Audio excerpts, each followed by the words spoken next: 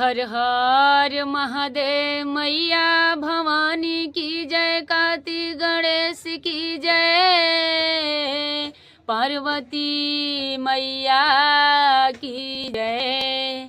एक बार प्रेम से बोल दी शंकर भगवान की जय।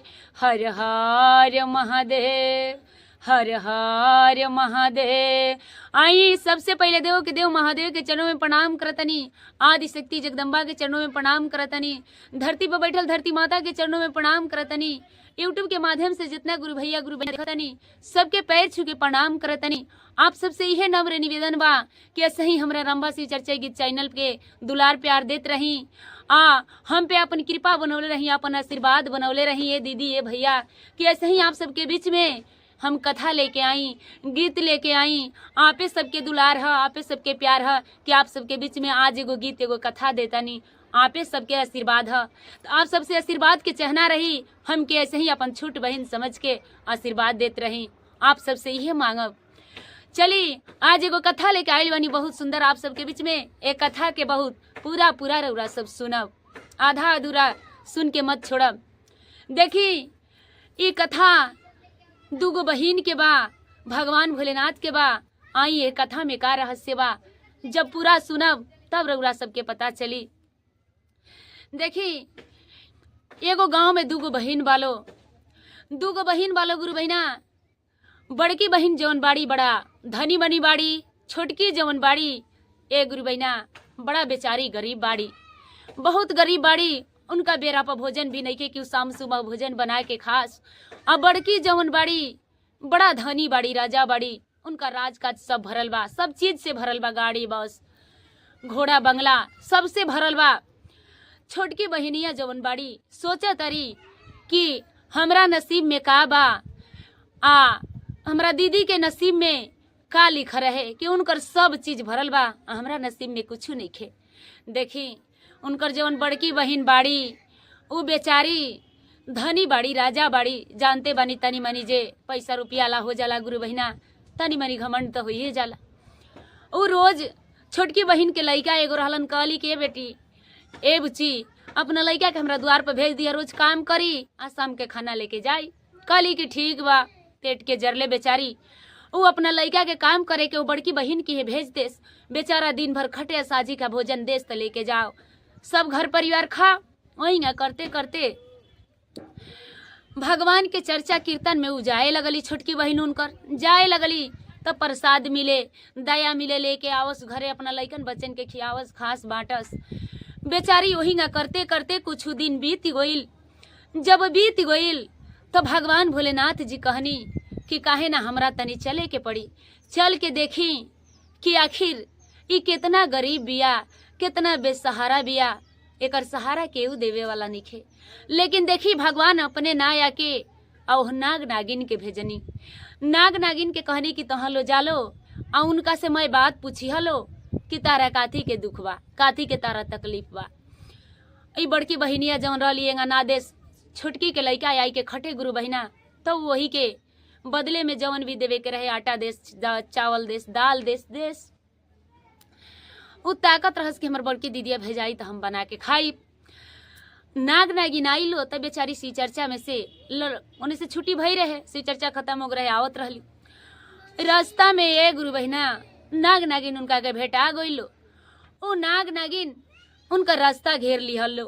जब घेर लिहलो तो हाथ जोड़ के कहतरी कि हे नागराज, हे माँ, हे भगवान भोलेनाथ, हमरा से कौन गलती भइल बा कि रउरा हमार बीच रास्ता रोक लेहनी। नाग नागिन दोनों जना उनकर मुंह देखता लो, उनकर बात सुनता लो। नागिन कहली कि ए बेटी ऐसन बात बा कि तू आज हमरा संगे चला, हमरा घरे चला। कहली कि ए माँ हम रउरा घरे कैसे जाई, हम रउरा संगे कैसे जाई, हमरो घरे बाल बच्चा बा, हमके ताकत हुई कि साजी के हमर महतारी आई है तो कुछ बनई है तो हम खाए, हम कैसे रउरा संगे चली। कहली कि ना बेटी आज हमरा संगे तू चला, फिर तू अपना घरे चल जइह। कहली कि ठीक बा। अब वो नाग नागिन आगा आगा जाता लो, पीछे पीछे वो बेचारी छोटकी बहिन जवन रहली वो पीछे पीछे जाता रही।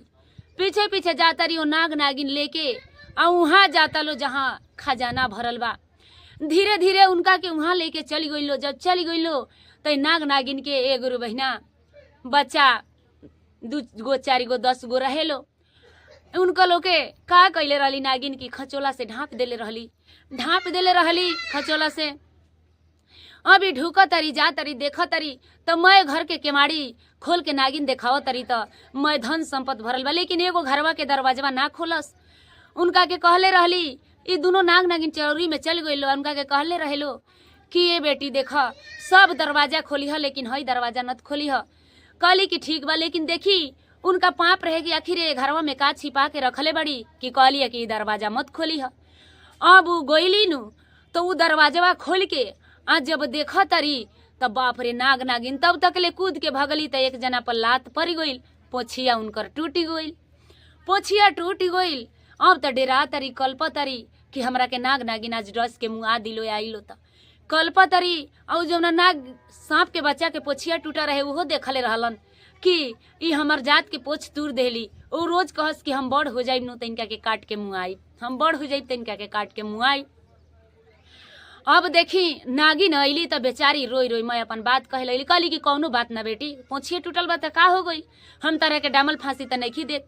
कहली कि ना, लेकिन हमरा के माना कके गोई रहलू हा ए महतारी, तबो हम दरवाजा खोल के देख लेनी। कहली कि ठीक बा कौनो बात ना।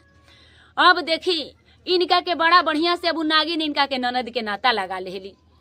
ओ नागराज के भैया कहे लगली आ इनका के भाभी कहे लगली। ओ नागिन उनका के ननद के रिश्ता नाता लगा लेली। ननद के रिश्ता नाता रखली। नागराज से कहली कि देखी ना बबुनी के विदाई करे के बाद रौरा जाई आखो बढ़िया से मर मिठाई बनवा लियाई, झपोला झपोली साज लियाई कि हमनी के लेके चलल जाई, इनका घरे पहुँचायल जाई। नागराज कहलन कि बहुत बढ़िया बात बा। अब नागराजा बड़ा बढ़िया से वो अपना बहिन के जवन भी किनावन रहे, जवन भी साजे के रहे, पाथे के रहे, गुरु बहिना खूब बढ़िया से साज पाथ के आ उनका के भेज दिहल। उनका के भेज दियल अपना घरे गईली तो धन संपत्ति के मारे उनकर घर भर गई। जब घर भर गई तो बड़की बहिनिया देखली तो कहली कि देखा ना कहाँ से चोरी करके लेके आइल बिया। कहली कि हम चोरी करके नहीं लेके आइल, हमके ये हमर भैया हमर भाभी दिहल हलो। बड़की बहन सोचे लागल कि आखिर भैया भाभी हमरा के काहे ना देहल हलो कि इनके के देले बालो, काहे ना हम के कुछ देवे लालो। अब उनका दिल में पाप जागल। अब तो अपना नैहर के रास्ता धैले बड़ी कि हम जाता नहीं भैया भाभी से लड़ब। ई तो ना जानत रही कि कौन भैया भाभी उनका के देले बालो। जाके पूरा झगड़ा कैली अपना नैहर में अपना भाई भैया से, भाभी से, भैया से झगड़ा झुगड़ी कई के चली अली। कहली कि उनका के लात पात के देले बड़ा लो, हमरा के कुछ नहीं कहता लो कि हमनी के कुछ जानते नहीं खींचा, हमनी के कुछ देला ही नहीं खींचा। अब देखी का बात पड़ल गुरु बहिना कि छोटकी बहिन के तो धन संपत्ति भर गई, कोठा अटारी हो गई, सब हो गई।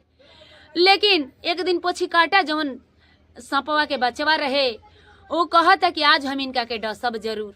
शाम के बेरा भइल उ नाग सांप जाता, कहलस कि आज इनका के हम डस के मुआई बेसे कि हमार पूछ इहे अपना लात से जात के हमरा के तुरले बाड़ी। अब उ जाता सांप उनका घर के बगल में जब जाके सुपटल बा तो गधबेरा के बेरा भइल। जब उ दिया बारह तरी तो कह तरी कि हे लक्ष्मी माई, हमरा नैहर हमरा ससुरा सब बनौले रखी है, ओ हमरा नाग नागिन भैयो भाभी के बनौले रखी है, अताई पीछे हमरा पोछीकटो भतीजवा के बनौले रही है। अब एक दिन जाके सुनलन तो लवटी गइलन कहलन कि आज एकरा के ना काटबी तो हमरा खातिर आशीर्वाद मांगतिया। फिर दूसरका दिन गइलन कहतन कि आज इनका के डसब जरूर। फिर सुबेर खा जातरन तो बेचारी सुबेर खा नहा धोवा के पूजा पाठ करत तरी तो कह तरी इहे बात कि हे भगवान हमरा भैया भाभी के बनौले रखी है, नैहर ससुरा सब बनौले रखी है, ताई पीछे हमरा पोछीकटो भतीजवा के बनौले रखी है। ओ दिनों सुन के कहलन कि ओ ई तो हमरा खातिर दया मांगतिया। का वो दिनों लवट के चल गलन, कहलन कि आज ना डस। तीसरे का दिने उ सांप जाता डसे खातिर गुरु बहिना, कहलस कि आज इनका के डस के मुआई जरूर। तीसर का दिने जब गोइल तो बेचारी अपन आरती के थरिया सजौले बड़ी आ भगवान से कहत तरी कि हे भगवान हमरा भैयो भाभी के बनौले रहिया, हमर नैहर ससुरा बनौले रहिया, हमर सिंदूर सुहाग बनौले रहिया, ताई पीछे हमरा पोछीकटो भतीजवा के बनौले रही है। अब बेचारा सुनलन तो इनका दया आई, कहलन कि ओ हम तो डसे खाती आवतनी, जब आवतनी हमार दुए मांगतिया, जब आवतनी हमार दुए मांगतिया। अब बेचारा जाई के वो उनका पलंग के कोना बैठल बड़न। जब पलंग के कोना बैठल बड़न तब बेचारी जब टार्च बरली तो देखली कि सांप। अब तो उनका सांप से इतना लगाव हो गए कि उनका डर ना लागे। कहली कि बेटा कहाँ तार घर दुआर है, का आइल बड़ा, कुछ लेबे आइल बड़ा। कहलन कि ना ना हम तो तारा के डसे आई रही है, लेकिन जब आवतनी तब तू कह तारू कि हमरा भैया भाभी के दीह, ताई पीछे हमरा पोछी कटो भतीजवा के दीह, उहे तहर पोछी काटा भतीजवा हई तह के हम डसे खाती आई रही है। कहली कि देख तहरा जवन इच्छा करे तू कर सकेला बेटा। कहलन कि ना ना, अरे तारा के माई बाबूजी तो बहुत कुछ दिले वालो, लेकिन हमरो से कुछ लेला कि तारा कभी सधी ना, कभी तारा कुछ के कमी ना होई। आई गुरु बहना ओह नाग नागिन के दिन से बेचारी के अनहो से सनो हो गई, बहुत धनवान हो गईली। आज जिंदगी उनकर खुशी खुशी गुजरे लागल, उनकर जिंदगी में उजियार हो गईल, उनका जिंदगी में अजोर हो गईल। कहल जाला कि अजगर करे न नौकरी, या पक्षी करे न काम, अदास मलुका कह कर गए सबके दाता राम। ताई भगवान से भी प्रीत लगावे के चाही गुरु बहना। आज नून रोटी मिलता तो घबराए के ना चाही, कल दाल भात जरूर भगवान दी है। आई हम अपना बाड़ी के जे विराम देतानी। प्रेम से बोली शंकर भगवान की जय, प्रेम से बोली मैया भवानी की जय।